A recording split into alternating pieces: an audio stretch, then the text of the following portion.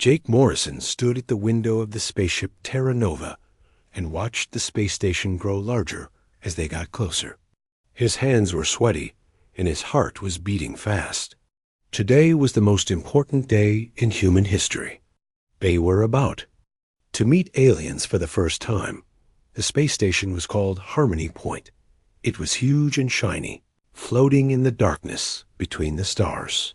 Jake had seen pictures of it before, but seeing it with his own eyes was different. It looked like a giant silver flower with many arms reaching out in all directions. Lights blinked along its surface like tiny stars. "Nervous?" asked Captain Helen Rodriguez as she walked up beside him. She was Jake's boss and the leader of their mission. She was a tough woman who had been in space for 20 years, but even she looked worried today. "A little," Jake said. He tried to smile, but it felt fake. "I just want to do a good job. This is really important." "That's why I picked you for this mission," Helen said. "You're good with people. You make friends easily. We need that today." Jake was not the highest-ranking officer on the ship. He was just a lieutenant commander, which meant there were many people above him. But Helen had chosen him to be one of the main people to talk to the aliens. She said it was because he was honest and friendly. Other people had more training in diplomacy, but they were sometimes too formal and cold. The aliens they were going to meet were called the Zephyrians. They came from a planet very far away. For many years, they had been watching Earth from space, learning about humans. Finally, they decided to make contact. They sent a message saying they wanted to meet and talk about working together. No one knew much about the Zephyrians. The few pictures they had sent showed they were tall and thin. Their skin looked like it was made of crystal or glass, and it could change colors. They had big eyes that seemed to glow. They looked beautiful, but also strange and a little scary. "What do you think they're like?" Jake asked Helen as they watched the space station. "Get bigger." "I don't know," she said. "But remember what we learned in training. They value logic and order above everything else. They don't show emotions the way we do. Try to be polite and calm. Don't be too too much like yourself." Jake laughed a little. "You mean don't be too friendly?" "Just be careful," Helen said. "We don't want to mess this up." The Terra Nova slowly moved into one of the docking bays of Harmony Point. Jake felt the ship shake a little as it connected to the station. Red lights turned to green, which meant it was safe to go outside. Jake put on his best uniform. It was dark blue with shiny buttons and his rank on the shoulders. He looked at himself in the mirror. He was 28 years old with brown hair and green eyes. He came from a small town in Iowa and joined the Space Navy to see the universe. He never thought he would be the first human to shake hands with an alien. The team walked through the airlock and into the space station. The inside was very different from human ships. Everything was smooth and curved. The walls seemed to glow with a soft light. There was no sound except for their footsteps. It felt like walking inside a dream. They followed signs that had both human writing and strange alien symbols. The symbols looked like flowing water or dancing flames. Jake wondered how long it had taken the Zephyrians to learn human languages. They came to a big round room with a high ceiling. The walls were made of something that looked like glass, but Jake could not see through them. In the center of the room was a large oval table with chairs around it. Some of the chairs were made for humans, and some were different shapes for the aliens. "This is it," Helen whispered. "Remember, let me do most of the talking. Just follow my lead." A door on the other side of the room opened. Jake held his breath as the first Zephyrian walked in. She was beautiful in a way that made Jake's eyes widen. She was very tall, maybe 7 feet, and moved like she was dancing. Her skin really did look like crystal, shifting from pale blue to soft purple as she walked. Her hair was long and white, flowing behind her like water. But her eyes were the most amazing thing Jake had ever seen. They were huge and seemed to have many layers, like looking into a diamond that was full of light. Behind her came 3 more Zephyrians. They all looked similar, but each had slightly different colors in their skin and hair. They moved together in a way that seemed planned, like they had practiced it many times. The first Zephyrian stopped at the table and spoke.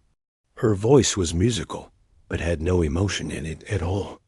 "I am Ambassador Lyra Tar of the Zephyrian Empire. We welcome the human delegation to Harmony Point." Helen stepped forward. "I am Captain Helen Rodriguez, representing Earth and the United Nations Space Command. Thank you for agreeing to meet with us." They all sat down at the table. Jake sat next to Helen and across from Ambassador Lyra. Up close, he could see that. Her skin was not just crystal-like, but actually seemed to have tiny lights moving under the surface. Her eyes kept changing as light hit them from different angles, showing new colors and patterns. "We have studied your species for 47 of your years," Lyra said. "You have made rapid progress in technology and space travel. This is impressive but also concerning." "Concerning?" Helen asked. "Rapid change often leads to instability," said another Zephyrian. "Your species shows high levels of emotional variation. This can be dangerous in galactic society." Jake wanted to say something, but Helen had told him to stay quiet. He watched Lyra as she spoke. Despite her formal words, there was something in her eyes that seemed curious, like she was trying to understand something she could not figure out. "We are here to determine if humanity is ready to join the Galactic Council," Lyra continued. "This requires proof that your species can maintain stability and make logical decisions." Helen nodded. "We understand. What would you like to know about us?" For the next 2 hours, they talked about Earth's governments, technology, and culture. The Zephyrians asked many questions, but showed no emotions. They seemed to think of everything in terms of efficiency and logic. When Helen mentioned human art or music, they looked confused, as if they could not understand why humans would create things that had no practical purpose. Jake found himself staring at Lyra, not because he was attracted to her, but because he was fascinated by how she seemed so perfect and controlled. Everything she did seemed planned. She never stumbled over words or made unnecessary movements. It was impressive, but also sad in a way he could not explain. During a break in the conversation, one of the Zephyrians suggested they tour the station. "It would be educational for both species to see how we have designed this facility," he said. They all stood up and began walking toward the door. Jake found himself walking beside Lyra. She was even taller up close, and he had to look up too. See her face. "Your species is very different from ours," she said quietly. "In what way?" Jake asked. "You show constant emotional fluctuation. Your captain's stress levels have changed 17 times during our meeting. Your own emotional patterns are equally unstable." Jake was not insulted. He was curious. "Is that bad?" Lyra was quiet for a moment. "It is ... inefficient, but also intriguing. We eliminated such variations from our society long ago." "Eliminated them? How?" "Through logical training and emotional suppression techniques. It allows for better decision-making and social harmony."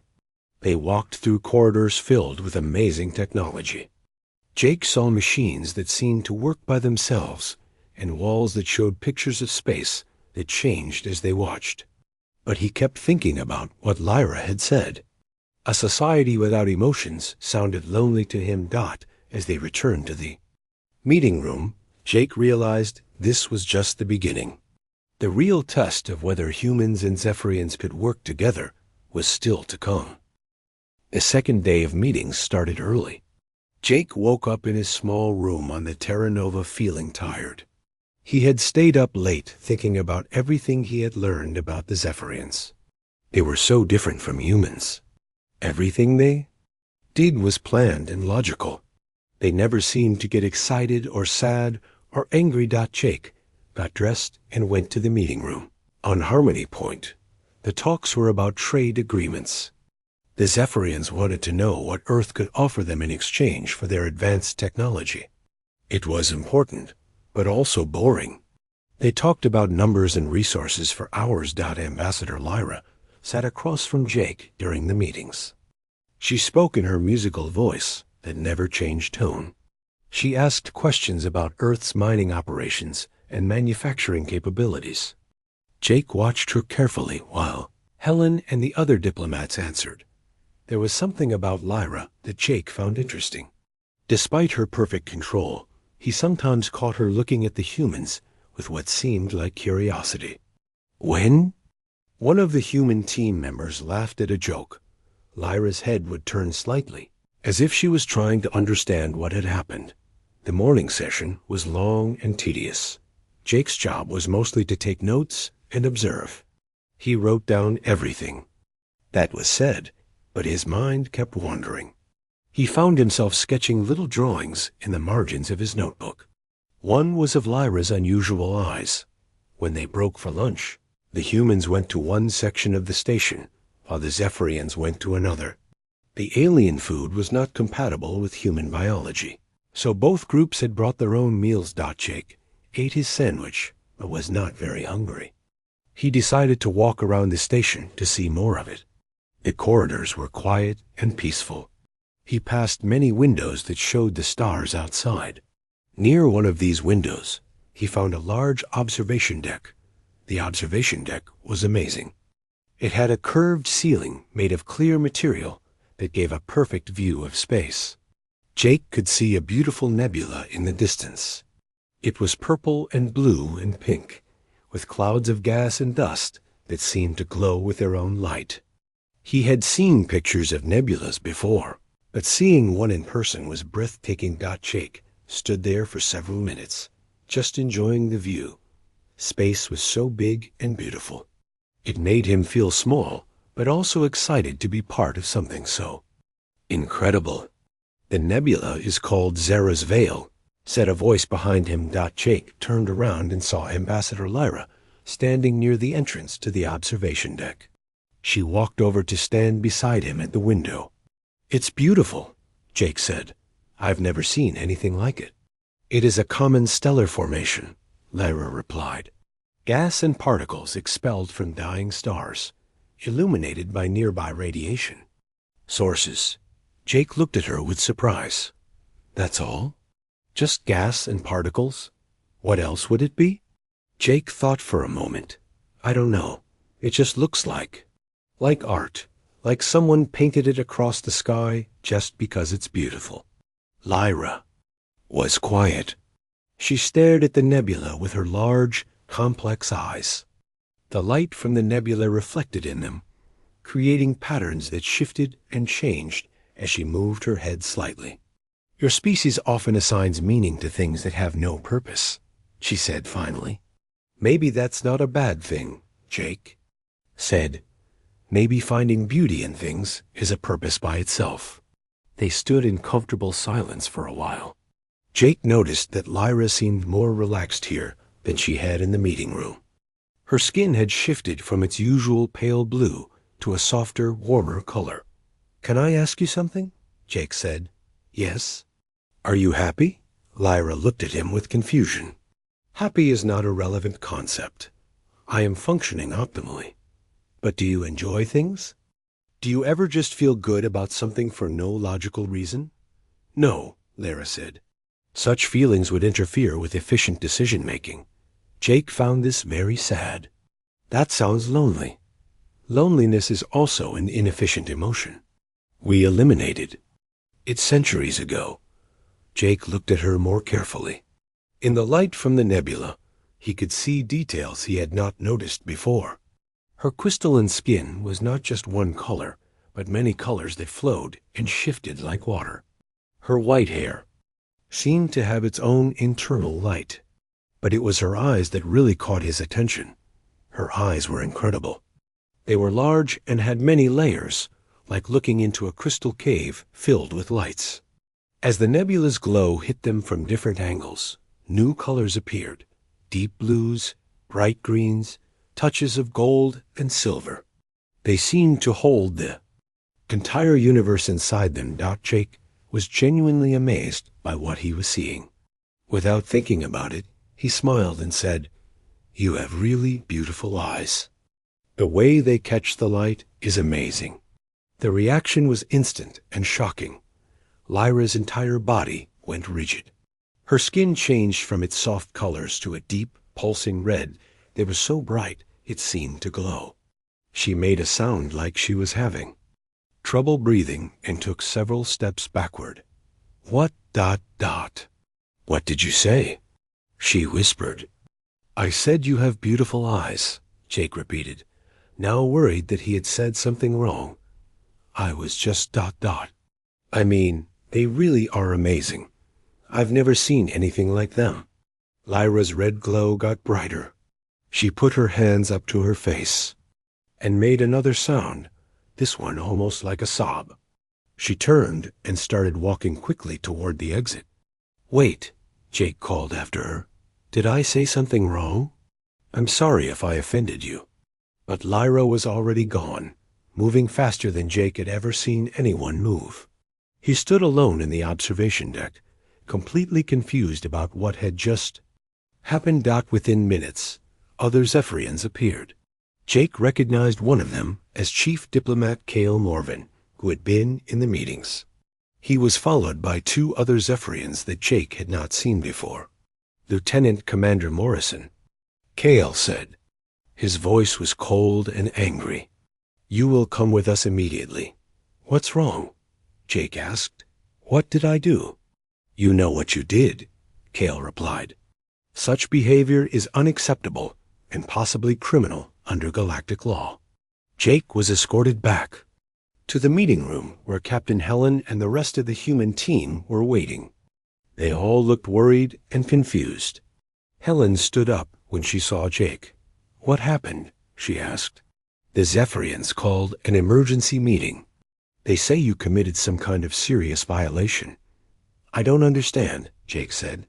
"I just complimented Ambassador Lyra on her eyes. I told her they were beautiful." The Zephyrians who had brought Jake into the room made sounds of disapproval. Their skin colors shifted to dark, angry patterns. "This is exactly the kind of unstable behavior we expected from your species," Cale said to Helen. "Your officer has committed a severe breach of protocol." "What protocol?" Helen asked. "We weren't given any specific rules about personal compliments." "The rules should be obvious to any civilized species," another Zephyrian said. "What your officer did is forbidden in all respectable galactic societies." "But what exactly did he do?" Helen demanded. "He said she had nice eyes. How is that a crime?" The Zephyrians exchanged looks. "We will not explain the details of our cultural laws to outsiders," Cale said. "It is enough that a serious violation has occurred." Jake felt terrible. He had ruined everything with one innocent comment. "I'm really sorry," he said. "I didn't mean to hurt anyone. I was just being friendly." "Friendly," one of the Zephyrians repeated, as if the word was disgusting. "This is exactly why your species is not ready for galactic society. You cannot control your emotional impulses." Helen stepped forward. "Now wait just a minute. You can't judge all of humanity based on one misunderstanding." "It is not a misunderstanding," Cale said firmly.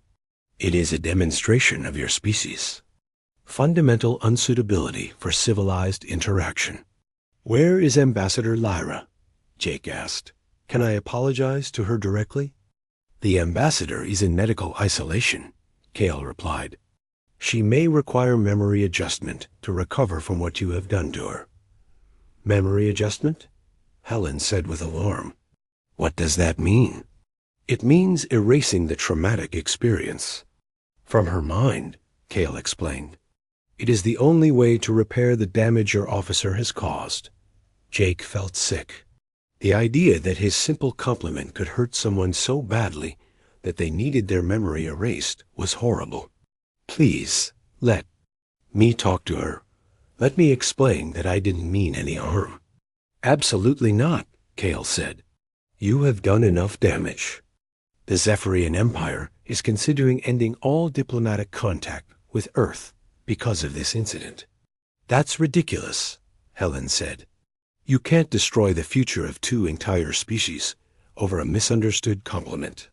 We can and we will. Kale replied. Your species has proven itself to be dangerous and unpredictable. This meeting is over. The Zephyrians left the room, leaving the human team alone with their confusion and growing panic. Jake sat down heavily in a chair, his head in his hands. I'm so sorry, he said to Helen. I've ruined everything. Helen put her hand on his shoulder. We don't know what happened yet.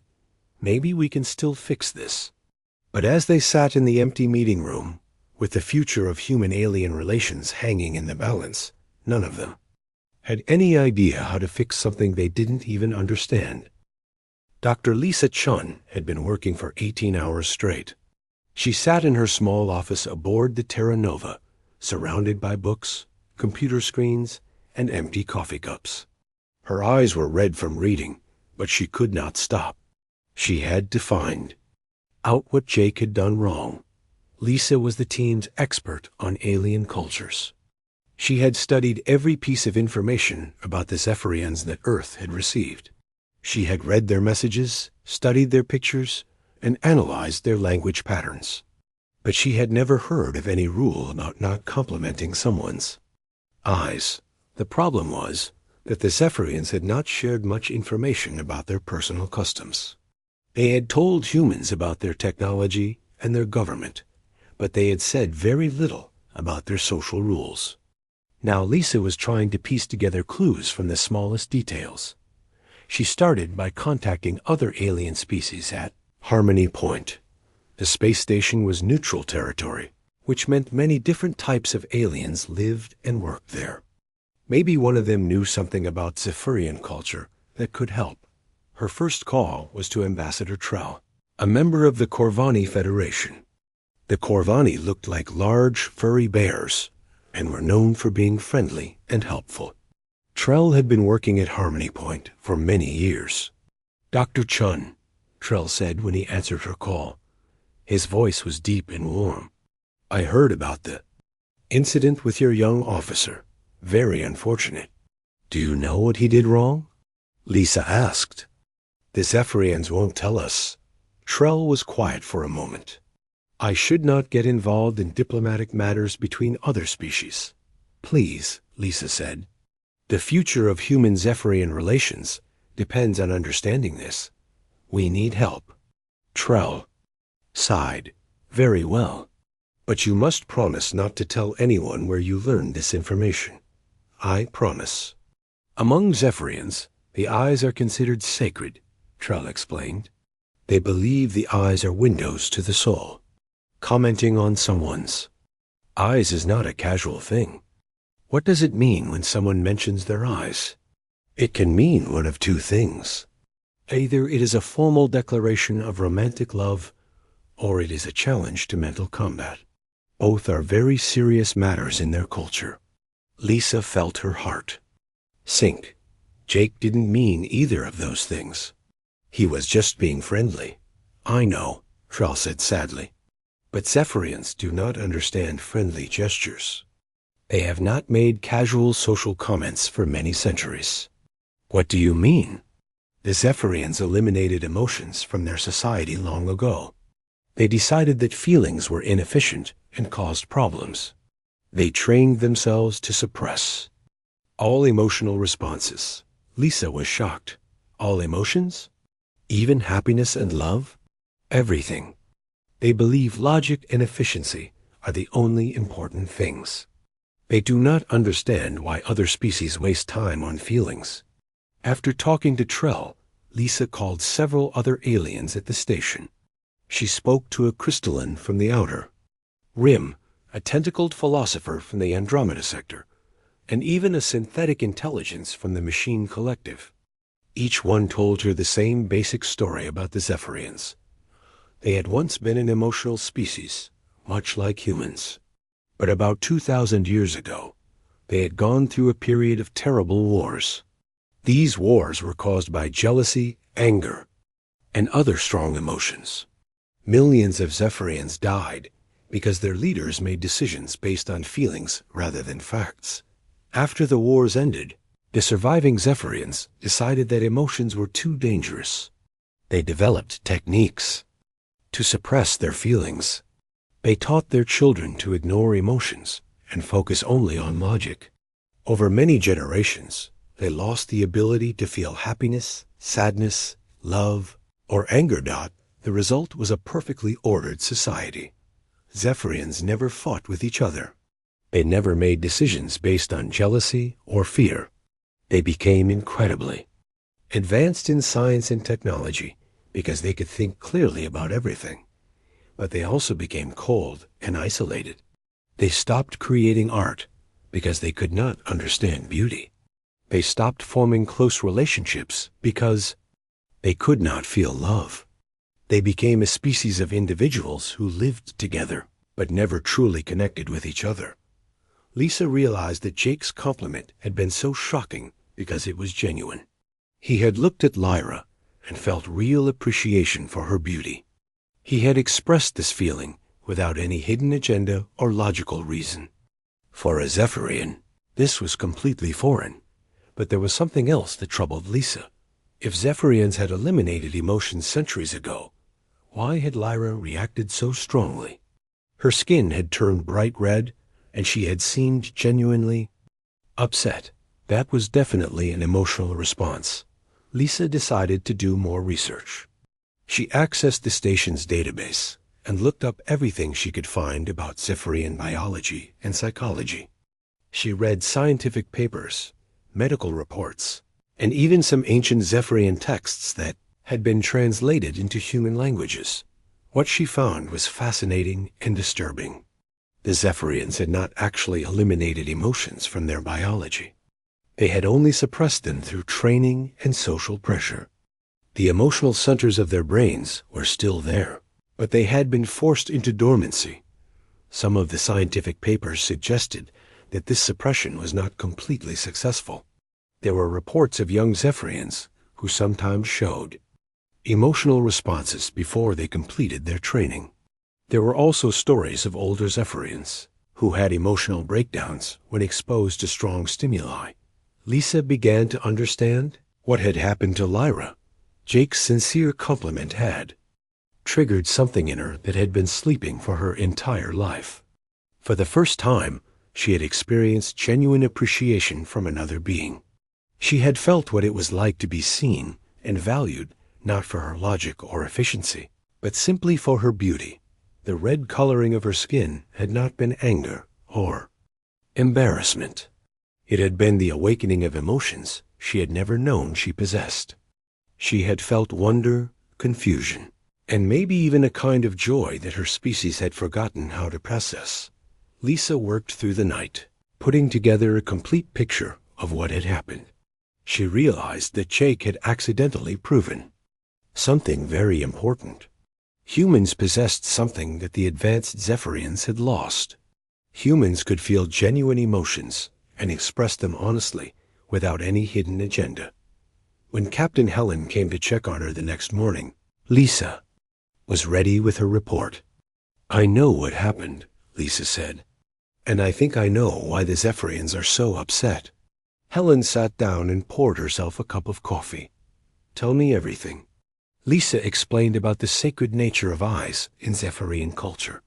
She told Helen about the suppression of emotions and how Jake's compliment had triggered something in Lyra that she had never experienced before. "So Jake accidentally made her feel emotions?" Helen asked. "Not just any emotions," Lisa said. "He made her feel genuine appreciation and wonder. For a Zephyrian, that would be like suddenly discovering a new sense. Imagine if you had been blind your whole life and then suddenly could see. That would be overwhelming," Helen agreed. "Exactly. And it gets worse.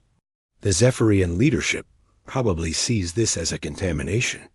They think Jake has infected Lyra with dangerous human emotions that could spread to other Zephyrians. Helen was quiet for a moment. But that's not necessarily a bad thing, is it? Maybe it would be good for them to rediscover emotions. We think so, Lisa said. But they don't. They've built their entire civilization on the idea that emotions are dangerous and destructive. If their people start feeling things again, it could challenge everything they believe. So what do we do? Lisa looked at her computer screen, where she had been working on a presentation. We need to show them that emotions aren't just chaotic and dangerous. We need to prove that feelings can be a strength, not a weakness. How do we do that? I have an idea, Lisa said. But it's risky. If it doesn't work, we could make the situation much worse. Helen leaned forward. What's your idea? We need to talk to Lyra directly. We need to help her understand what she's feeling and show her that it's not something to be afraid of. The Zephyrians won't let us see her? Then we'll have to find another way, Lisa said. Because right now, she's probably more confused and scared than anyone has ever been in Zephyrian history. She needs help, and we're the only ones who can. Give it to her. Meanwhile, in the Zephyrian section of the station, Lyra sat alone in a white room. She had not eaten or slept since the incident with Jake. Her skin kept changing colors without her control, shifting from red to blue to purple, and back again. She could not stop thinking about what Jake had said. You have beautiful eyes. The words echoed in her mind over and over. But it was not just the words that affected her. It was the way he had said them. There had been no calculation in his voice, no hidden agenda. He had simply looked at her and appreciated what he saw. Lyra had never experienced anything like it. Her whole life, other Zephyrians had interacted with her because it was efficient or necessary. No one had ever looked at her with genuine appreciation. No one had ever noticed her beauty just because it was beautiful. She touched her face, feeling the strange sensations that kept washing over her.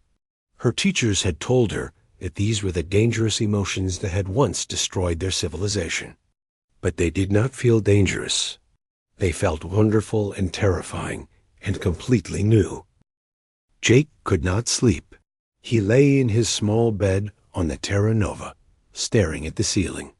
2 days had passed since the incident with Ambassador Lyra, and he still did not understand what he had done wrong. Every time he closed his eyes, he saw her face turning that bright red color and the fear in her beautiful eyes. Captain, Helen had told him to stay in his room while Dr. Chon worked on finding a solution. Jake felt useless. He wanted to help, but everyone said the best thing he could do was stay out of the way. So he waited and worried, and felt terrible about ruining humanity's first chance at joining the galactic community. At 3 a.m, Jake heard a soft sound at his door. It was not the normal door chime that announced visitors. It was more like a gentle tapping. Jake got up and opened the door carefully. Ambassador Lyra stood in the hallway. She looked different than before. Her skin was still changing colors, but more slowly now. Her clothes were wrinkled, and her perfect hair was messy. She looked tired and confused. Ambassador Lyra, Jake said with surprise. What are you doing here? Are you okay? I need to speak with you, she said quietly. May I come in? Jake looked around the hallway to make sure no one was watching. Are you sure? I thought you were in medical isolation. Won't you get in trouble? I am already in trouble, Lyra said. The worst kind of trouble a Zephyrian can face. Jake stepped aside and led her into his room. It was small and simple, with just a bed, a desk, and a chair. Lyra sat on the chair and looked at her hands. I should not be here, she said. My people have forbidden me from having any contact with humans. But I had to come. I had to understand what you did to me. I don't know what I did, Jake said honestly. I just told you that you had beautiful eyes. I meant it as a compliment. Lyra looked up at him. Her eyes were still amazing, but now they seemed sad. What is a compliment? Jake was surprised by the question. It's when you say something nice about someone. You tell them about something good you notice about them. But why would you do that? What purpose does it serve? Jake sat on his bed so he could look at her more easily. It doesn't have to serve a purpose.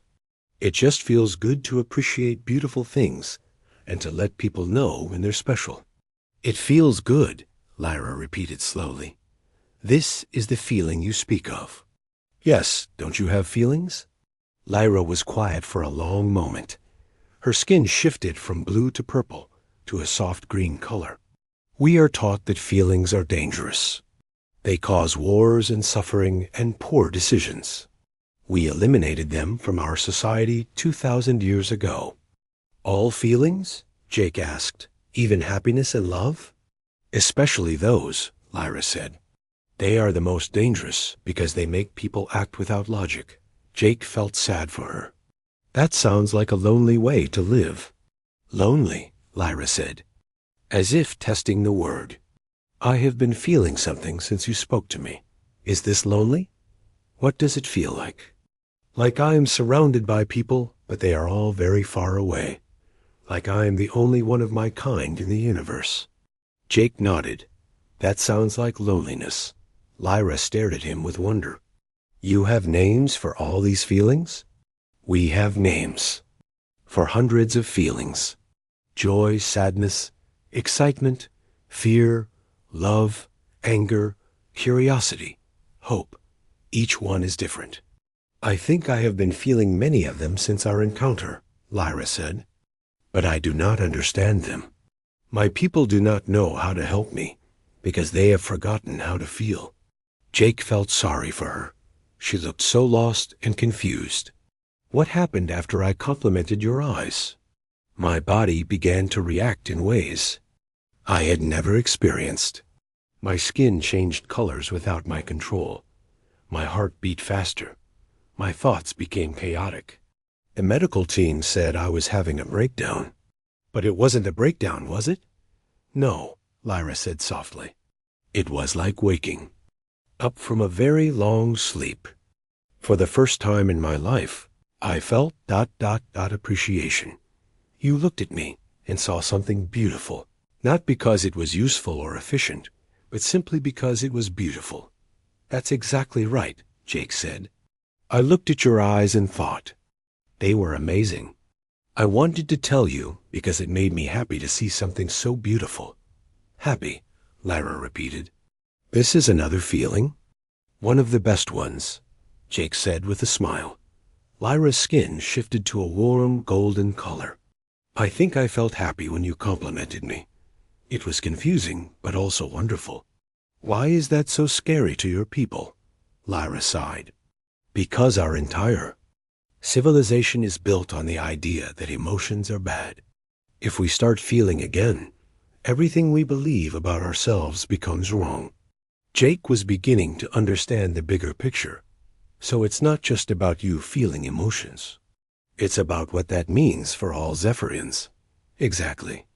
My people are afraid that if emotions return, we will have wars again.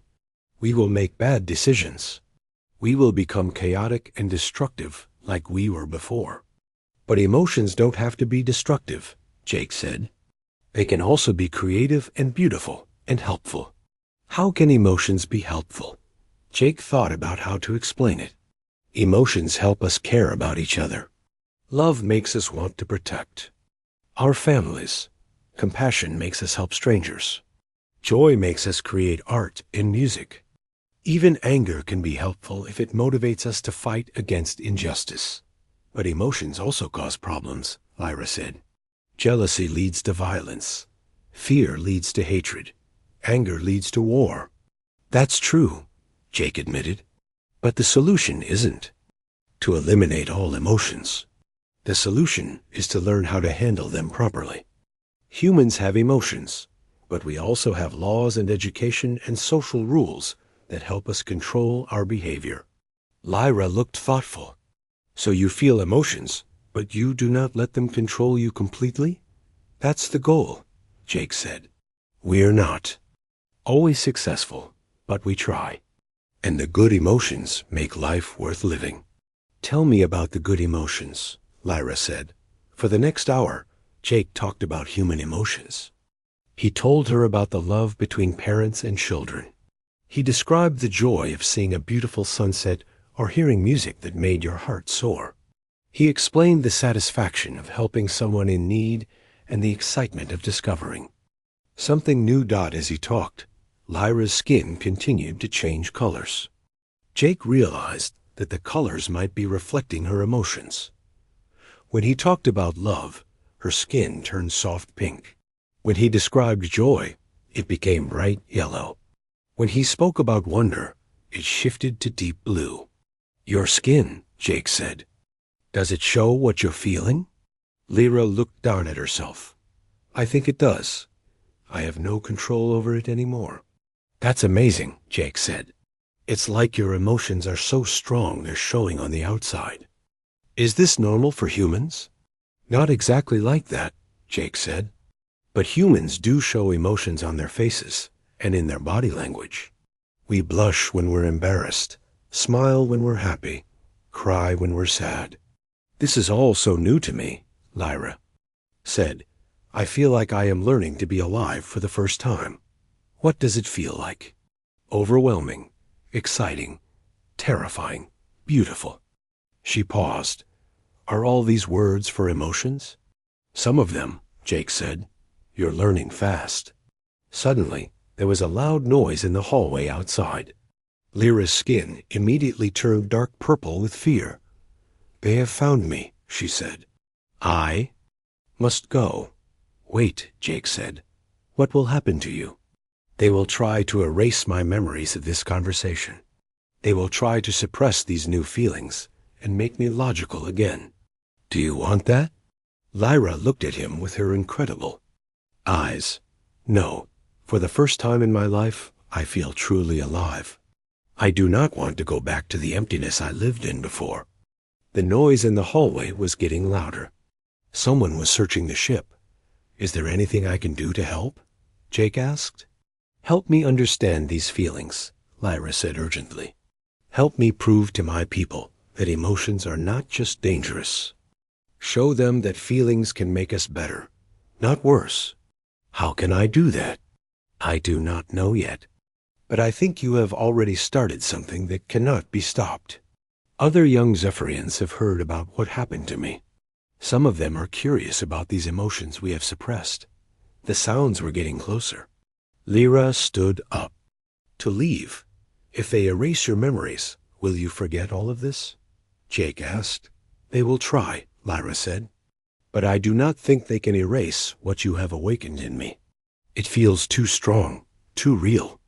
I'm sorry I got you into trouble, Jake said. Lyra smiled for the first time since he had met her. It was a small, uncertain smile, but it was genuine. Do not be sorry, she said. You gave me the greatest gift anyone has ever given me. You showed me that I am capable of feeling wonder. She opened the door carefully and looked out into the hallway. Thank you, Jake Morrison. Whatever happens next, I will not forget that you helped me discover what it means to be truly alive. Then she was gone, moving quickly down the hallway toward the Zephyrian section of the station. Jake closed his door and sat back down on his bed. He realized that this was bigger than just a diplomatic incident. This was about the future of an entire species and their right to feel emotions. In the morning, he would have to tell Captain Helen and Dr. Chun about Lyra's visit. But tonight, he felt hopeful for the first time since the incident began. Maybe, just maybe, they could find a way to help the Zephyrians rediscover what they had lost without destroying what they had built. 3 large Zephyrian ships arrived at Harmony Point the next morning. Jake watched them dock from the observation window where he had first complimented Lyra's eyes. The ships were dark and imposing, much bigger than anything the humans had brought. They looked like weapons more than diplomatic vessels. Captain Helen stood beside Jake, looking worried. "Those are warships," she said. "The Zephyrian High Command doesn't take passengers in warships unless something is very serious." "Are they here to arrest me?" Jake asked. "I don't know," Helen replied. "But we're about to find out." Dr. Chun joined them at the window. She had been working all night on a presentation that she hoped might save the situation. Her eyes were red with exhaustion, but she carried herself with determination. "The High Command wants to meet in 1 hour," she said. "They're bringing their top leaders, including the Grand Coordinator himself." "Who's that?" Jake asked. "Think of him as their president and supreme judge combined," Helen explained. "If he's coming here personally, it means they're considering this incident an act of war." Jake felt sick. "All because I said someone had beautiful eyes." "It's bigger than that now," Dr. Chun said gently. "You've accidentally challenged the foundation of their entire civilization." They gathered in the main conference room an hour later. The human delegation consisted of Jake, Helen, Dr. Chun, and 2 other diplomats. Across from them sat 7 Zephyrians in elaborate robes that seemed to be made of liquid metal. Their skin was completely colorless, showing no emotions at all. The Grand Coordinator was ancient even by Zephyrian standards. His skin looked like polished stone, and his eyes were so pale they seemed almost white. When he spoke, his voice carried absolute authority. "We have come to address the contamination incident," he said without any greeting. "One of our citizens has been infected with dangerous emotional responses due to the reckless behavior of your officer." "With respect," Helen said, "we still don't understand what law was broken." "Ignorance is not an excuse," the Grand Coordinator replied. "Your officer deliberately triggered emotional chaos in Ambassador Lyra. She is now unable to function normally and poses a threat to our social order." "She seemed fine when I talked to her," Jake said before he could stop himself. The room went completely silent. Every Zephyrian stared at Jake with their pale eyes. "You spoke with her again?" the Grand Coordinator asked, his voice dangerously. "Quiet. She came to see me," Jake said. "She wanted to understand what was happening to her." "This confirms our worst fears," another Zephyrian said. "The contamination is spreading. She is actively seeking contact with the source of infection." Dr. Chun stood up. "May I present some information that might help everyone understand this situation better?" "Speak quickly," the Grand Coordinator said. Dr. Chun activated a large screen that showed charts and graphs. "I've been researching your history and biology. What Jake did was not contamination. He accidentally awakened emotions that were already part of Ambassador Lyra's natural biology." "Emotions are not natural," the Grand Coordinator said firmly. "They are a primitive flaw that we eliminated from our species." "But you didn't eliminate them," Dr. Chun continued. "You only suppressed them. The emotional centers of Zephyrian brains are still there. They're just dormant." She showed brain scans and genetic analyses that she had gathered from various sources. "Every Zephyrian still has the capacity for emotions. You've just trained yourselves not to use them." "Because emotions are destructive," the Grand Coordinator said. "They cause war, suffering, and chaos." "They can," Dr. Chun agreed. "But they can also cause love, creativity, and growth. Humans have learned to balance emotions with logic. We use both together." "Impossible," another Zephyrian said. "Emotions and logic cannot coexist." Jake stood up. He knew he was probably making things worse, but he had to try. "That's not true. Let me show you something." He walked to the center of the room. "Dr. Chun, can you play some human music?" Dr. Chun looked uncertain, but she activated her tablet and began playing a piece of classical music. The beautiful melody filled the room. This music was created by humans using both emotion and logic, Jake said. The composer felt deep emotions about love and loss, but he also used mathematical principles and logical structures to create something beautiful. The Zephyrians listened with confusion. The music seemed to have no effect on them. This proves nothing, the Grand Coordinator said. It is merely organized sound waves. To you, maybe, Jake said, but to humans it's much more. It makes us feel connected to each other and to something bigger than ourselves. Dr. Chun changed the presentation to show images of human art, architecture, and scientific discoveries. All of these were created by humans who used both emotions and logic. Together, our emotions motivate us to explore and create. Our logic helps us solve problems and build things that work. Your species is primitive, the Grand Coordinator said. You will eventually evolve beyond the need for emotions, as we did. But what if you evolved in the wrong direction? Jake asked. The room became very quiet. No one had ever suggested that Zephyrian evolution might have been a mistake. What if emotions aren't a flaw to be eliminated, but a strength to be developed? Jake continued. You became incredibly advanced in technology, but you stopped growing in other ways. You can't create new art, or form deep friendships, or feel joy in discoveries. We do not need such things, the Grand Coordinator said, but his voice sounded less certain than before. Don't you? Jake asked. When was the last time a Zephyrian made a truly revolutionary discovery? When did you last create something beautiful just because it was beautiful? The Zephyrians exchanged glances. They could not answer because it had been centuries since any of those things had happened. Ambassador Lyra told me that other young Zephyrians are curious about emotions, Jake said. Maybe they're tired of living in a world without wonder or joy. That is exactly the problem, the Grand Coordinator said angrily. Your contamination is spreading to our youth. It threatens everything we have built. Or maybe it offers a chance to build something better, Dr. Chun said. At that moment, the door to the conference room opened. Ambassador Lyra walked in, followed by 6 other young Zephyrians.